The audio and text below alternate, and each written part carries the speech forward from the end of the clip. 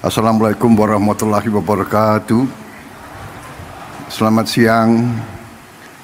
Salam sejahtera bagi kita sekalian. Shalom Salve. Om Swastiastu. Namo Buddhaya, salam kebajikan. Yang saya hormati saudara-saudara sekalian, bapak-bapak, ibu yang hadir, para menteri dan wakil menteri, Kabinet Merah Putih yang hadir, inisiator Gerakan Indonesia Menanam selaku tuan rumah, Bapak Ustadz Adi Hidayat beserta jajarannya, Menteri Koordinator Pangan Saudara Zulkifli Hasan yang saya hormati, Menteri Pertanian Saudara Andi Amran Sulaiman, Menteri Desa dan Daerah Tertinggal Saudara Yandri Susanto, Sekretaris Kabinet Republik Indonesia Saudara Teddy Indra Wijaya, Kepala Staf Angkatan Laut Laksamana TNI Muhammad Ali, Utusan Khusus Presiden Bidang Ekonomi dan Perbankan Saudara Setiawan Ikhlas, Gubernur Sumatera Selatan Saudara Herman Deru beserta Forkopimda Sumatera Selatan, Panglima Kodam yang hadir, Kapolda yang hadir, pimpinan daerah semuanya yang saya hormati, anggota Komisi 4 DPR RI Dapil Sumsel Saudari Kartika Sandra Desi, Rektor Kuliah Dakwah Islamiyah Universitas Tripoli Libya Dr. Abu Bakar Abu Suswair yang saya hormati, para tokoh agama, tokoh masyarakat yang hadir dari semua kalangan yang saya lihat, para mitra tanam program Gerina, para petani dan rekan-rekan pers media, serta seluruh hadirin undangan yang hadir. Tentunya kita sebagai insan yang bertakwa tidak henti-hentinya memanjatkan puji syukur kehadirat Allah Subhanahu wa Ta'ala, Tuhan Maha Besar, Tuhan Maha Kuasa yang memiliki sekalian alam. Hanya kepadanya lah kita berdoa dan hanya kepadanya lah kita meminta pertolongan.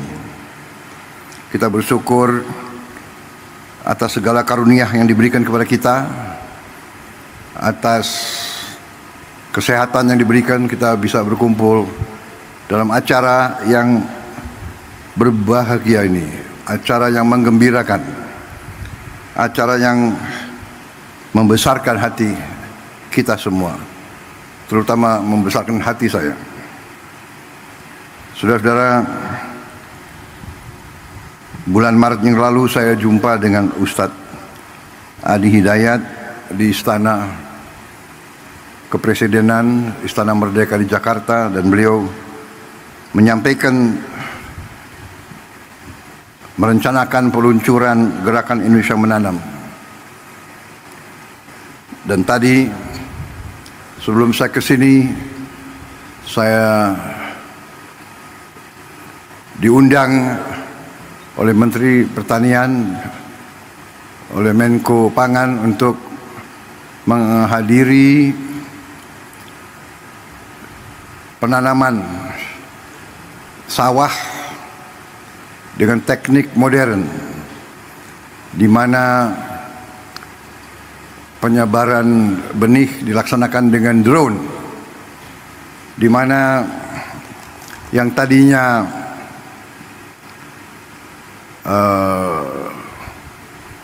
satu hektar membutuhkan 25 hari diolah. Kalau pakai cara tradisional, sekarang kita bisa mengolah 25 hektar dalam satu hari. Dan tadi di tempat tadi menurut gubernur itu adalah tempat buaya, adalah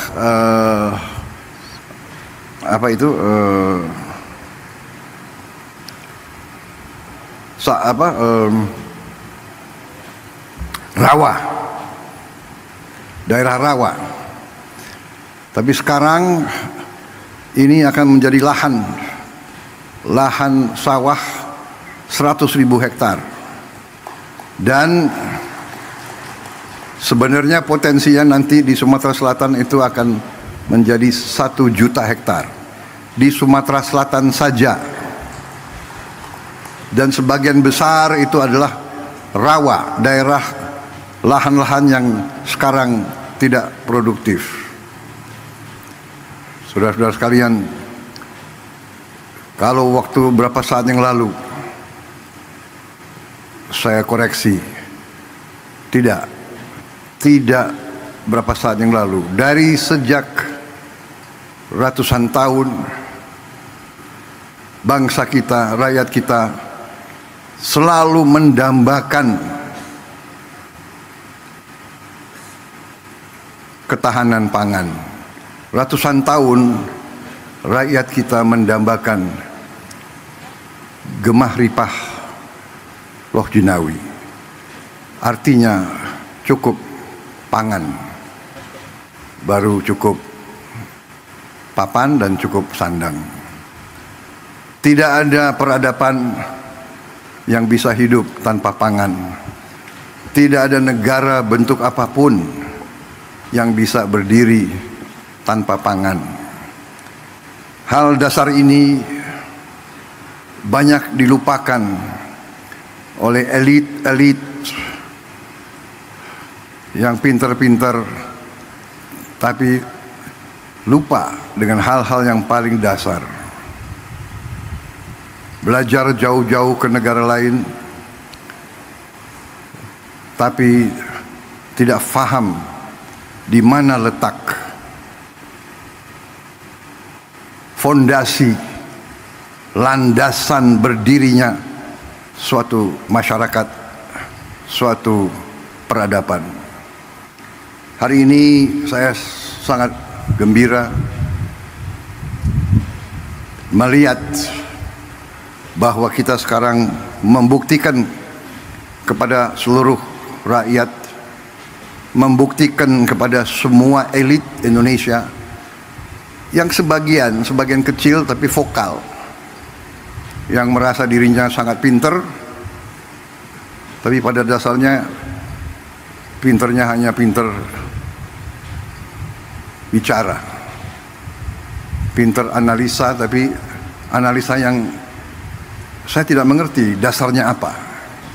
Tapi hari ini saya melihat bukti anak-anak bangsa dari semua lapisan menangkap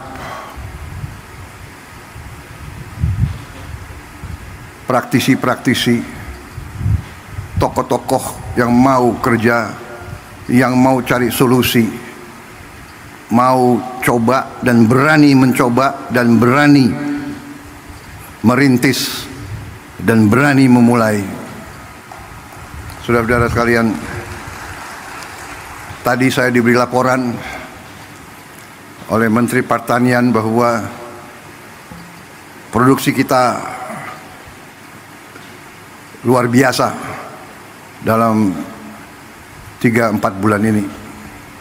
Sekarang masalahnya adalah kita perlu gudang yang cukup karena produksinya sangat melimpah. Kita tidak boleh menyerah, kita tidak boleh selalu mengeluh. Kita cari solusi jangka pendek dan nanti solusi jangka menengah dan solusi jangka panjang. Jangka menengah saya telah minta semua unsur BUMN, TNI, Polri untuk turun tangan, dan saya akan siapkan biaya khusus untuk bangun gudang-gudang improvisasi gudang-gudang sementara yang tidak terlalu mahal, gunakan lahan-lahan TNI, Polri, dan pemerintah yang ada. Pokoknya setiap hasil petani-petani kita harus bisa disimpan, bisa diamankan untuk digunakan sebaik-baiknya oleh bangsa kita. Saudara-saudara sekalian, dengan perhitungan bahwa kita sudah sangat cukup produksi kita, ada beberapa negara yang sudah mendekati kita. Saya dapat laporan dari Menteri Pertanian, Menko Pangan, beberapa negara minta agar kita kirim beras ke mereka. Saya izinkan dan saya perintahkan kirim beras ke mereka, dan kalau perlu atas dasar kemanusiaan kita jangan terlalu cari untung besar. Yang penting ongkos produksi plus angkutan plus administrasi kembali. Kita buktikan bangsa Indonesia sekarang menjadi bangsa, bukan bangsa yang minta-minta, tapi bangsa yang bisa membantu dan memberi bangsa lain. Ini sesuatu yang membahagiakan saya, bahwa pada saat saya diberi kepercayaan menjadi presiden di tengah dunia penuh pergolakan, konflik, perang fisik, perang dagang, rivalitas, perpecahan, Indonesia aman, Indonesia sejuk, Indonesia bersatu. Saya bahagia hari ini ada seorang ulama, ada seorang ustadz yang visioner, pemikirannya luar biasa, yang terutama adalah ulama, pemimpin Islam, tapi yang wawasannya Pancasila, yang mengajak semua umat yang berbeda agama, semua umat walaupun berbeda agama dianggap keluarga sendiri, dianggap saudara sendiri. Inilah Indonesia, inilah Indonesia yang kita cintai, inilah Indonesia yang terus akan bangun, terus akan bangkit menjadi negara yang aman, yang damai, yang kuat. Saudara-saudara sekalian, apa yang dirintis oleh Ustadz Adi Hidayat dan tokoh-tokoh seperti Saudara Iwan Setiawan, Ikhlas, ya, kawan saya lama ini beliau,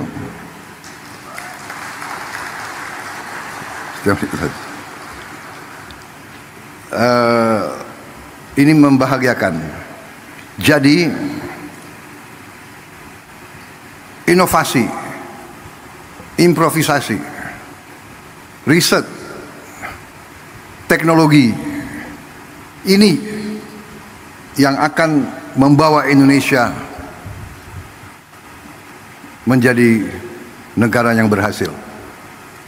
Dan apa yang dirintis di sini menjadi contoh, dan saya percaya banyak yang seperti ini yang mungkin perlu kita beri kesempatan untuk berkembang dan tumbuh. Dari saya terima kasih ada tokoh-tokoh seperti Ustadz Adi Hidayat ini. Kita bisa bayangkan sebentar lagi seluruh Indonesia semangat, setiap keluarga, setiap masyarakat bisa ikut serta dalam kebangkitan bangsa Indonesia. Kebangkitan suatu bangsa dimulai dari satuan yang terkecil. Kita ingin Indonesia swasembada pangan. Artinya setiap provinsi harus swasembada. Setiap provinsi swasembada artinya setiap kabupaten harus swasembada. Setiap kabupaten swasembada artinya setiap kecamatan harus swasembada. Kalau kecamatan swasembada artinya setiap desa harus swasembada. Saudara-saudara sekalian, kita melihat tanah yang katanya tidak mungkin ditanam menjadi hijau. Kita melihat rawa yang tadi tempat buaya menjadi sawah berproduksi. Kita nanti akan melihat daerah-daerah yang selama ini katanya tandus, kita akan rubah, kita akan melihat, kita akan bikin hijau, kita akan bikin makmur. Di mana tidak ada air, kita akan usahakan ada air. Sekarang kita sudah punya benih-benih gandum bisa ditanam di Indonesia. Kedelai bisa ditanam dengan produktivitas tinggi di Indonesia. Hortikultura, semua tanaman ini adalah sumber kehidupan. Bagaimana di kota-kota? Di kota-kota, di pinggir, kita akan bikin lahan-lahan vertikal seperti ini, tapi bisa bertingkat-tingkat. Mungkin 1 hektar, kalau kita bangun 10 tingkat menjadi 10 hektar dengan sistem pengairan, dengan energi, dengan tenaga panel surya. Jadi kita, masa depan kita gemilang. Terima kasih Pak Ustadz, hari ini kelihatan Indonesia sangat cerah.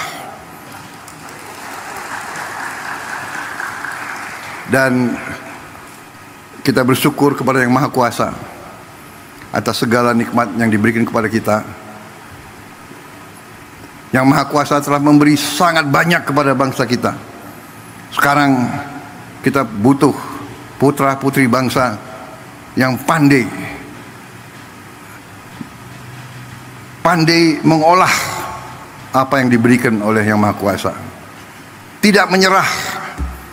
Rawa dibikin produktif, lahan kering, lahan susah dijadikan tempat riset. Ini akan berkembang. Anak-anak kita akan sehat. Kita memberi program makan bergizi. Ada yang menentang, ada yang nyinyir, dan yang nyinyir kagetnya tuh ya ada yang profesor nyinyir gitu. Tapi nggak apa-apalah, ya kan? Biar nanti profesor belajar dari Ustadz Adi Hidayat gitu. Jangan-jangan dia profesornya di ruangan, nggak tahu belajarnya apa, tapi di ruangan. Kita mau yakinkan tidak ada anak Indonesia yang lapar. Kita mau yakinkan tidak ada anak Indonesia yang tidak tumbuh badannya karena kurang gizi. Yang jumlahnya itu cukup banyak, 25%. Dari 4 anak Indonesia 1 kurang gizi. Yang 3 mungkin ya pas-pasan. Saya kalau keliling, saya lihat di Timur Tengah, gurun pasir, desert, nggak bisa ditanam. Tapi rakyatnya, anak-anaknya tinggi besar.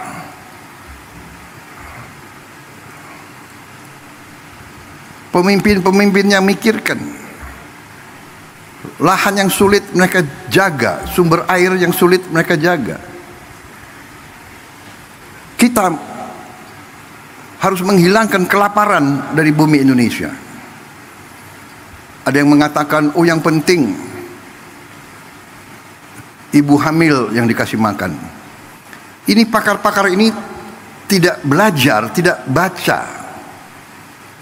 Program MBG itu mulai dari ibu hamil. Mungkin satu-satunya negara di dunia di mana ada program ibu hamil tiap hari makan diantar ke rumahnya. Coba kasih lihat di mana ada negara sekarang. Saudara-saudara sekalian, saya dapat surat dari pimpinan negara lain. Belajar ke Indonesia, mau belajar tentang makan bergizi. Saya katakan kita belum. Nanti akhir tahun baru kita selesai semua. Tapi kita sudah mulai. Ibu yang sedang hamil makan diantar ke rumahnya. Kita pakai semua potensi yang sudah ada di Indonesia. Ada pendamping, ada pekerja dari keluarga berencana di tiap desa, itu yang antar. Kita bikin dapur-dapur, pesantren, semua sekolah kita ikut sertakan. Kecuali mereka yang sudah mapan, yang tidak mau, ya nggak apa-apa, kita tidak paksakan. Jadi saudara-saudara, artinya apa? Artinya yang sekarang tiap desa sudah berjalan berapa tahun program dana desa, 1 miliar rupiah per desa per tahun. Dulu yang perjuangkan kita-kita juga, dari semua partai di parlemen, HKTI, kalau tidak salah sudah berjalan 10 tahun. Di desa kita kembalikan 1 miliar, satu desa 1 tahun. Dengan program makan bergizi, uang yang beredar di tiap desa itu ditambah 6 miliar 1 tahun. Minimal 5, 6, ada yang 7, ada yang 8 miliar. Bayangkan dari 1 miliar naik ke 6 miliar, atau dari 1 miliar naik ke 5 miliar saja, itu kenaikan 500% dalam 1 tahun. Yang tadinya hanya 1 miliar beredar di desa menjadi 6 miliar di satu desa. Kenapa? Karena tiap hari untuk memberi makan anak-anak, Badan Gizi Nasional butuh beli telur, beli ayam, beli ikan, beli sayur, beli tomat, beli wortel, beli timun. Ini ekonomi desa, ekonomi kecamatan hidup. Saya baca kemarin ada profesor yang tanya, nggak ada gunanya koperasi di desa. Koperasi yang kita canangkan minimal 70.000 koperasi merah putih baru, kalau bisa 80.000. Katanya tak ada gunanya. Nanti di tiap koperasi itu kita bangun gudang. Berapapun hasil di desa itu akan aman karena gudangnya ada. Saya sedih tahun-tahun belakangan.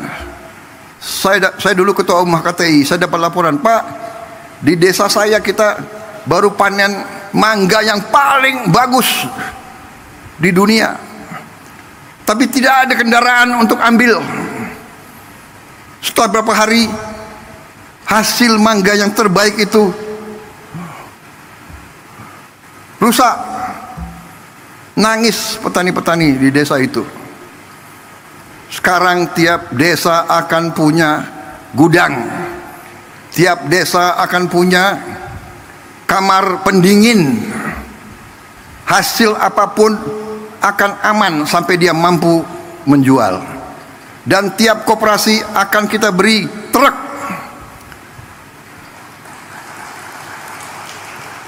Minimal 1 truk, kalau bisa 2 truk. Semua hasil dari desa itu bisa dipasarkan, dan semua kebutuhan desa itu bisa diambil ke desa itu. Ada profesor yang tanya, yang bilang tak ada gunanya itu koperasi.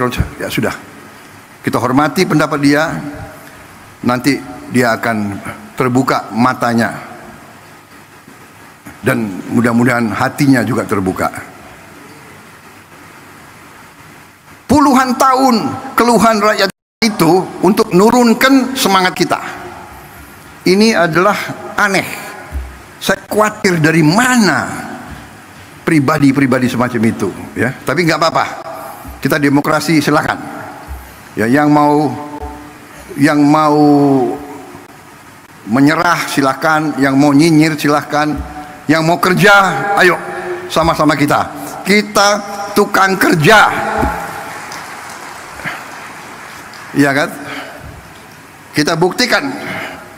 Hari ini bukti.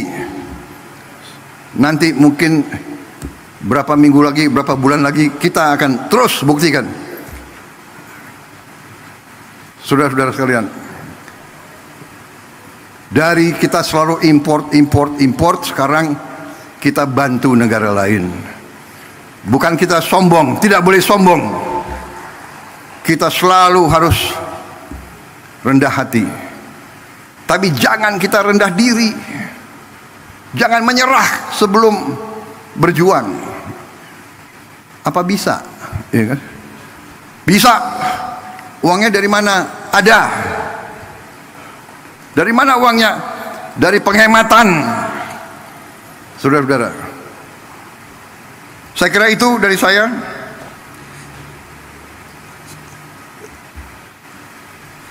Jangan terlalu lama juga pengarahan saya, iya. Tapi saya lihat ini ada kopi di sini. Kita sekarang punya kemampuan. Kita akan menggerakkan ekonomi dengan kekuatan kita sendiri. Kita tidak akan memaki-maki negara lain. Kita dihantam tarif berapapun, kita akan berunding, akan negosiasi. Kita hormati, tapi kita percaya kepada kekuatan kita sendiri, saudara sekalian. Kalaupun mereka tidak membuka pasar mereka kepada kita, kita akan survive. Kita akan tambah kuat. Kita akan berdiri di atas kaki kita sendiri. Kita tidak akan pernah menyerah. Kita tidak akan pernah berlutut. Kita tidak akan pernah mengemis. Kita tidak akan pernah minta-minta kasihan orang lain. Tidak perlu dikasihani. Bangsa Indonesia tidak perlu dikasihani. Kita akan swasembada pangan. Kita akan menjadi lumbung pangan dunia. Dan kita akan punya kekuatan di segala bidang. Bersama saudara-saudara, saya tambah yakin. Terima kasih Mentan, terima kasih Gubernur Sumsel, Menko Pangan, Menteri Desa, terima kasih Pak Ustadz, terima kasih, luar biasa ini. Ini Ustadz yang memang ingarso sungtulodo, Ustadz yang memimpin dari depan, tidak hanya penceramah, tapi pekerja, pembuat, inovator, luar biasa. Kalau ulama-ulama ada 100 seperti Ustadz Adi Hidayat, luar biasa. 100 pusat seperti ini, saudara-saudara sekalian, bersama TNI, bersama Polri, bersama teknokrat, bersama mahasiswa, bersama pemimpin ulama, pemimpin agama lain. Mari kita maju membuat Indonesia terhormat. Masih banyak kegiatan kita, masih banyak PR kita, ya. Nanti saya akan kumpulkan gubernur, bupati, wali kota. Kita harus ada masalah lain yang penting. Produksi harus bagus, kelaparan harus hilang, kemiskinan absolut harus kita hilangkan, rakyat yang di bawah harus kita berdayakan, pendidikan harus kita perbaiki, tapi juga kebersihan lingkungan. Kita harus perang lawan sampah, dan kita harus buat tiap desa, tiap kecamatan, tiap kabupaten kita harus bikin bersih, asri, indah. Nanti kita pikirkan bagaimana caranya. Nanti gerakan Indonesia Asri, selain menanam, kita harus bikin Indonesia gerakan asri. Kita robah wajah Indonesia. Seng-seng yang berkarat, kita pikirkan bagaimana kita robah. Karena warna karat itu bukan warna kebangkitan. Nanti kita minta dari kampus-kampus inovasi, bagaimana kita robah, kita bantu rakyat kita. Pembangunan rumah, renovasi rumah akan kita jalankan. Saudara-saudara, saya kira itu dari saya. Terima kasih undangan ini yang saudara berikan kepada saya, membuat saya tambah semangat, dan kita pacu pekerjaan kita untuk rakyat Indonesia. Optimis, saya lihat tadi wajah petani kita, wajah pekerja-pekerja kita, petugas pemerintahan, semuanya bersatu. Ini benar, kita bekerja sama. Indonesia bersatu, Indonesia Incorporated. Pengusaha, ulama, petani, teknokrat, akademisi, profesor yang mau kerja, profesor yang cerdas, profesor yang cari-cari. Jadi manusia itu ada dua macam. Manusia yang lihat kesulitan, atasi. Ada lagi manusia yang lihat kesulitan, kesulitan. Nunjuk kesulitan itu enggak atasi kesulitan.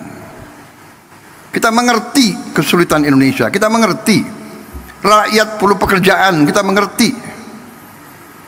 Ini yang sedang kita kerjakan. Saya kira demikian ya saudara-saudara. Sekali lagi terima kasih. Semoga Tuhan Maha Besar senantiasa menyertai kita sekalian dalam pengabdian dan perjuangan kita untuk bangsa dan rakyat Indonesia. Wassalamualaikum warahmatullahi wabarakatuh. Salam sejahtera bagi kita sekalian. Shalom Salve. Om Santi Santi Santi Om. Namo Buddhaya. Salam kebajikan. Terima kasih. Merdeka!